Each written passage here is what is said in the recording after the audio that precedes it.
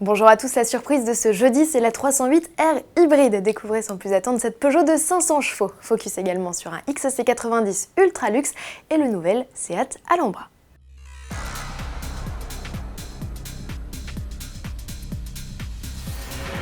Une Peugeot de 500 chevaux, vous ne rêvez pas, le constructeur français frappe un grand coup au salon de l'automobile de Shanghai en présentant une compacte sacrément bodybuildée, la 308R hybride.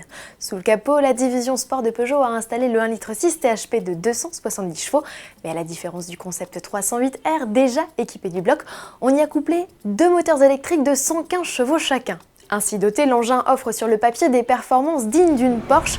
Le 0 à 100 est expédié en 4 secondes, soit 4 dixièmes de mieux qu'un Cayman GT4. Le tout en affichant des consos résolument basses, 3 litres au 100 en moyenne et 70 grammes de CO2 par kilomètre. Et selon le mode de conduite sélectionné, la 308R hybride pourra même rouler jusqu'à 10 km sans émettre la moindre émission. Alors produira pas cette sportive, Peugeot laisse le champ libre. Le constructeur ne parle d'ailleurs pas de concept car mais de show car, comprenez plus proche de la production que du projet futuriste. D'ailleurs, il nous serait bientôt possible de l'essayer. On a hâte de s'installer dans les sièges baquets et de jouer avec les palettes de la boîte automatique à 6 rapports, un concept à découvrir de visu dès le 20 avril prochain en Chine. C'est également à Shanghai que Volvo présentera un XC90 au summum du luxe, son nom XC90 Excellence. Il s'agirait du véhicule le plus luxueux jamais construit par la firme en 88 ans d'histoire. C'est dire les efforts faits pour séduire la clientèle chinoise avide de voyager en première classe.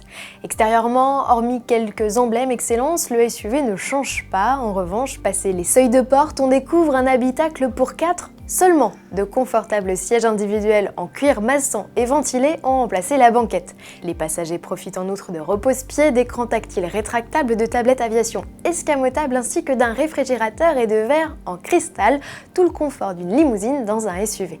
Une version ultra chic que Volvo proposera aussi en France en fin d'année avec son bloc hybride rechargeable de 400 chevaux, le T8.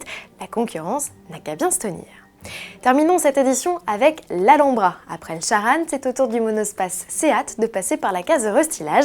Extérieurement, rien de très visible avec l'arrivée de feux à LED redessinés à l'arrière et d'une calandre aux lamelles non plus verticale mais horizontale. C'est finalement sous le capot que l'on note le plus de changements avec une gamme de motorisation renouvelée. Adieu les 2 litres TDI de 140 et 177 chevaux remplacés par les 2 litres TDI de 150 et 184 chevaux.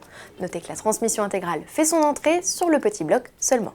En essence, ce TS650 est toujours de la partie, mais a été optimisé pour afficher des consos en baisse.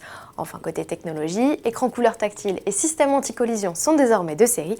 Le catalogue d'options s'enrichit lui de détecteurs d'angle mort, d'un châssis adaptatif et de sièges maçons. Lancement à l'été 2015. À demain!